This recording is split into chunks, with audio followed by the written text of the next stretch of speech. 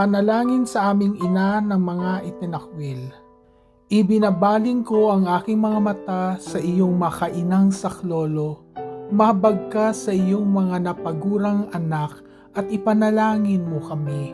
Patawarin kami sa mga sandaling ang anino ng kawalan ng malay at ng pagkiling laban sa mga inaapi at itinapon ay naglalayo sa amin sa utos ng iyong anak na ibigin ang aming kapwa.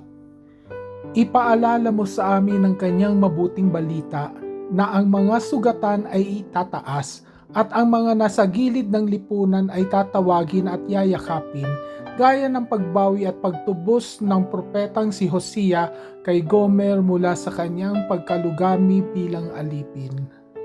Sinasamo ko sa Diyos na isugo ang Espiritu Santo upang tanglawan kami upang aming matanto kung saan kami na kanyang bayan ay nagkulang sa katapatan ng pananampalataya.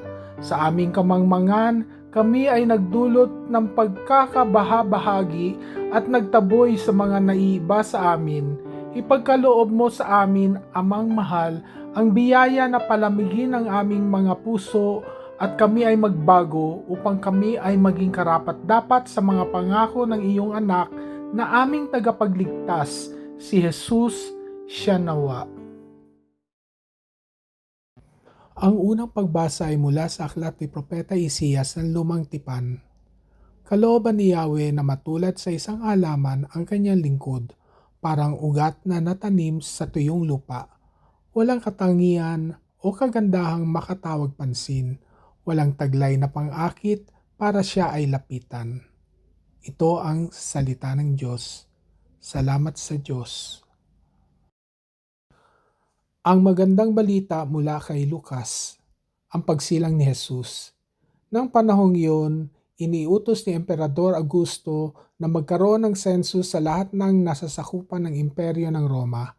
Ang unang census na ito ay ginawa noong si Cirenio ang gobernador ng Syria, kaya't umuwi ang mga tao sa sarili nilang bayan upang magpatala.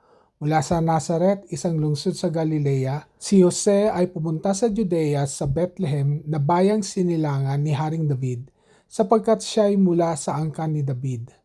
Kasama rin niyang umuwi upang magpatala si Maria na kanyang magiging asawa na noon ay nagdadalang tao. Habang sila'y nasa Bethlehem, sumapit ang oras ng panganganak ni Maria. Isinilang niya ang kanyang panganay na isang lalaki.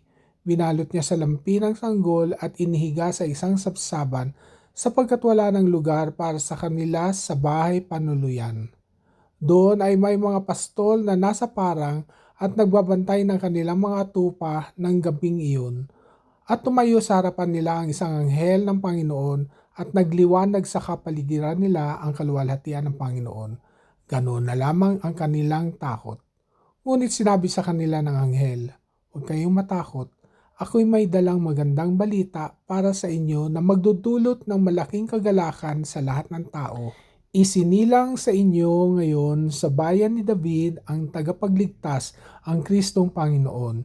Ito ang inyong palatandaan. Matatagpuan ninyo ang isang sanggol na nababalot ng lampin at nakahiga sa isang sabsaban."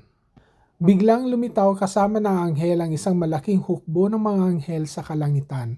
Sila'y nagpupuri sa Diyos at umaawit. Papuri sa Diyos sa kaitaasan at sa lupa ay kapayapaan sa mga taong kinalulugdan niya. Nang makaalis na ang mga anghel pabalik sa langit, ang mga pastol ay nag-usap-usap. Tayo na sa Bethlehem. Tingnan natin ang pangyayaring ito na ibinalita sa atin ng Panginoon. Nagmamadali silang pumunta roon at natagpuan nila sina Maria at Jose at naroon ang sanggol na nakahiga sa sabsaban.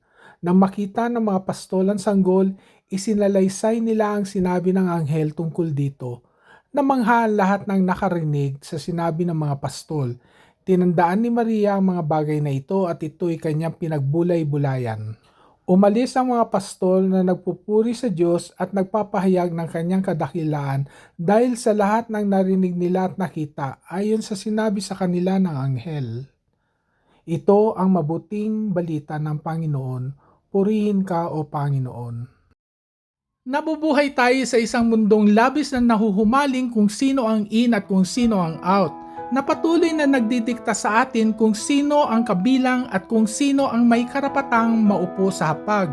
Ngunit kapag tiningnan natin ang kasulatan, makikita natin na may malalim na gawi ang Diyos na pumanig sa mga nasa laylayan. Para sa sino mang nakaramdam na kailanman na sila ay itinakwil, at para sa ating mga kapatid sa LGBTQ na naitulak sa mga gilid ng pamilya at simbahan, ang mga tekstong ito ay isang makapangyarihang paalala na sinasalubong tayo ng Diyos ng buong buo kung sino at nasaan man tayo.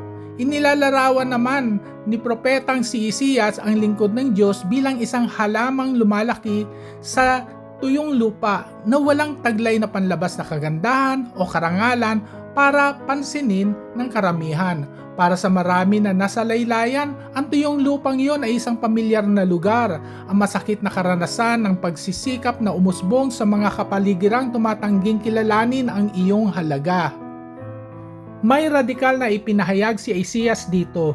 Hindi hinihiling ng Diyos na makibagay tayo sa hulmahan ng mundo kung ano ang katanggap-tanggap. Sa halip, ang pagkalinga ng Diyos ay nagpapakita mismo sa mga buhay na nilalagpasan lamang ng nakakarami. Nakikita nating nabubuhay ang pangakong ito sa kwento ni Lucas tungkol sa pagsilang ni Jesus na binalot sa pagkagipit at pagtatakwil. Naranasan ni Maria at Jose ang lubos na pagkakait nang sabihan silang walang silid para sa kanila sa tuluyan. Kung ipinaramdam na sa iyo kailanman na walang lugar ang iyong totoong pagkatao sa piling ng marami, ipinapakita ng kwentong ito na alam ni Jesus ang pakiramdam na yan.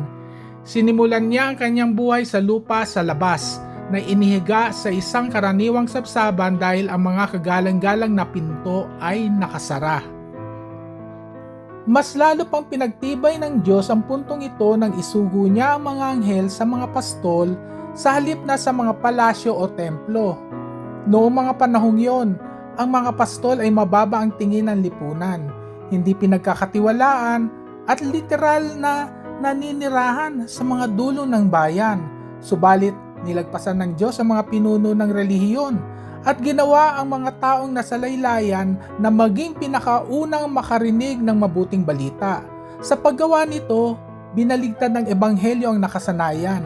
Ang mga taong pinaglalagpasan lamang ng lipunan ang siya mismong pinagkakatiwalaan ng Diyos sa katotohanan. Sama-sama pinatutunayan ng mga tekstong ito na pinili ng Diyos na manirahan sa mismong mga lugar na tinanggihan ng mundo.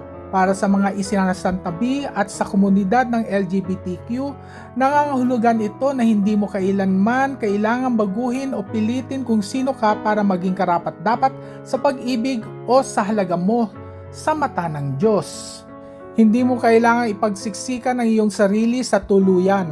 Ipinapaalala sa atin ng Ebanghelyo na si Jesus ay palaging matatagpuan sa tuyong lupa, buong pusong nakikiramay at pumapanig sa mga nakakaalam kung ano ang pakiramdam ng maibukod. Mga tanong sa pinaglilayan. Una, naranasan mo na bang iparamdam sa iyo na walang lugar ang iyong totoong pagkatao? Ano ang epekto sa iyo kapag naisip mong si Jesus ay nagsimula rin sa ganyang kalagayan ng hindi pagtanggap? Ikalawa, sino-sino ang mga pastol sa ating panahon na hindi natin pinapakinggan? Kung ang mga isinasantabi ang unang pinagkakatiwalaan ng Diyos sa katotohanan, sinong mga tinig sa laylayan ng ating komunidad ang nakakaligtaan natin? Ikatlo, nagsasara ba tayo ng pinto sa iba o handa ba tayong pumunta kung nasaan sila? Ang atin bang mga komunidad ay nagtatayo ng pader na parang tuluyan? O handa tayong lumabas patungo sa mga tuyong lupa para samahan ang mga itinulak palayo?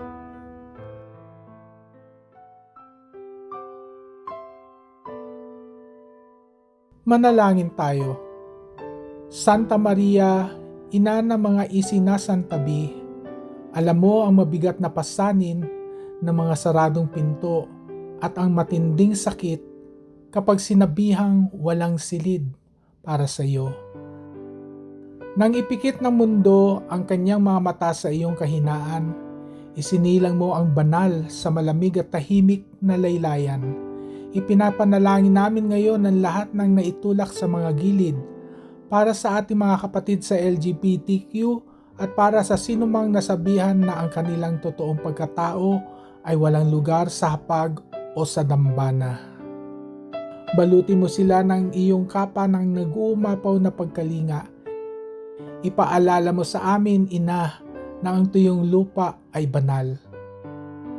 Turuan mo kaming huwag magmakaawang makapasok sa mga tuluyang nagtatakwil sa amin, kundi matagpuan ang kapayapaan kung nasaan man ang iyong anak, doon sa malawak at bukas na parang kasama ang mga nalimutan. Tulungan mo kaming makita ang aming halaga sa mata ng Diyos gaya ng pagkakita mo sa Kanya. Amen.